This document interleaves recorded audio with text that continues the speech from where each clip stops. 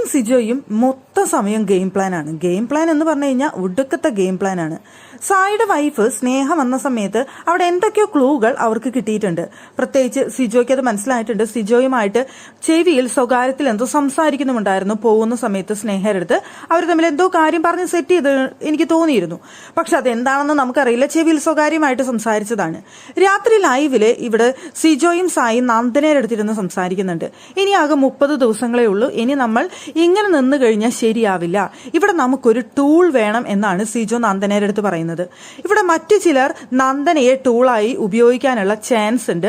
അതിനെ നിന്നു കൊടുക്കരുതെന്നും നന്ദനേരെടുത്ത് പറയുന്നുണ്ട്. പ്രത്യേകിച്ച് ജിൻഡോ ഇപ്പോൾ നന്ദനയെ ഒരു ടൂളായിട്ട് ഉപയോഗിച്ചുകൊണ്ടിരിക്കുകയാണ്. നന്ദനയെ ടൂളായിട്ട് ഉപയോഗിക്കുന്ന സമയത്ത് ഞങ്ങൾ അതിനെ എതിർക്കുകയും അങ്ങനെ വന്നു കഴിഞ്ഞാൽ എന്റെ പഴയ സ്വഭാവത്തിലേക്ക് ഞാൻ തിരിച്ചുപോയി ഞാൻ നന്നായി ചീത്ത വിളിക്കുകയും പ്രതികരിക്കുകയും ഒക്കെ ചെയ്യുന്ന ആളാണെന്ന് ജിൻഡോയ്ക്ക് അറിയാം. അപ്പൊ ഞാൻ പഴയ രീതിയിലേക്ക് തിരിച്ചു വന്ന് ജിൻഡോയെ ചീത്ത വിളിക്കുന്ന ഒരു സിറ്റുവേഷൻ ഉണ്ടാക്കാനാണ് ജിൻഡോ ശ്രമിച്ചുകൊണ്ടിരിക്കുന്നത്.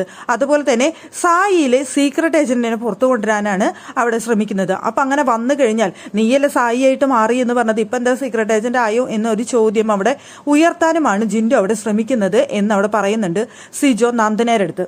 അപ്പൊ നന്ദന പറയുന്നുണ്ട്, അതല്ല ഞാൻ ആകെ ഷോക്കിംഗ് ആയി പോയി. എന്റെ അടുത്ത് പറഞ്ഞത് അവനുമായിട്ടുള്ള കൂട്ടുകെട്ട് നിർത്തിക്കോളാനോട് പറഞ്ഞത് എന്ന് നന്ദന പറയുന്നുണ്ട്.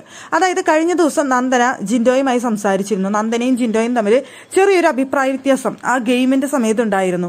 അതുമായി സംസാരിക്കുന്ന സമയത്ത് ജിൻഡോ നന്ദനയുടെ അടുത്ത് പറഞ്ഞു അത്രേ അവരുമായിട്ടുള്ള കൂട്ടുകെട്ട് നിർത്തിക്കോ എന്നുള്ള രീതിയിൽ. അത് നന്ദനയ്ക്ക് പക്ക നെഗറ്റീവ് അടിച്ചു എന്നാണ് നന്ദന വന്ന് ഇവരുടെ അടുത്ത് പറയുന്നത്.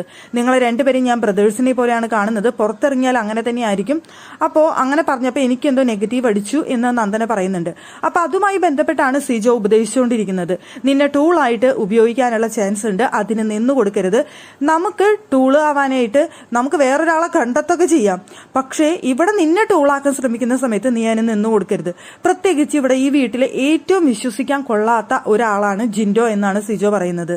കൂട്ടത്തിൽ കൂട്ടിയിട്ട് നമുക്ക് വിശ്വസിച്ച് അല്ലെങ്കിൽ വിശ്വസിക്കാൻ പറ്റിയ അല്ലെങ്കിൽ എല്ലാം വിശ്വസിച്ച് കാര്യങ്ങൾ പറയാൻ പറ്റിയ ഒരാളല്ല ജിൻഡോ എന്ന് പറയുന്നുണ്ട് സിജോ. അത് വിചാരിച്ചിട്ട് നിങ്ങളെ വിശ്വസിക്കാൻ കൊള്ളില്ലല്ലോ, നിങ്ങൾ അങ്ങനെയല്ല എങ്ങനെയല്ലേ എന്ന് നേരിട്ട് പോയി ചോദിച്ച് തല്ലുകൂടാനല്ല നമ്മൾ ഉദ്ദേശിക്കുന്നത്.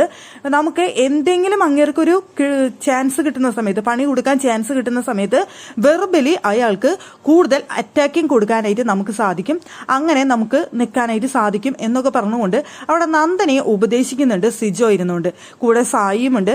സത്യം പറഞ്ഞ ഇവര് ഭയങ്കര ഗെയിം പ്ലാനുകളാണ് നടത്തിക്കൊണ്ടിരിക്കുന്നത്. പക്ഷെ പ്രത്യക്ഷത്തിൽ ഒന്നും കാണാനുമില്ല.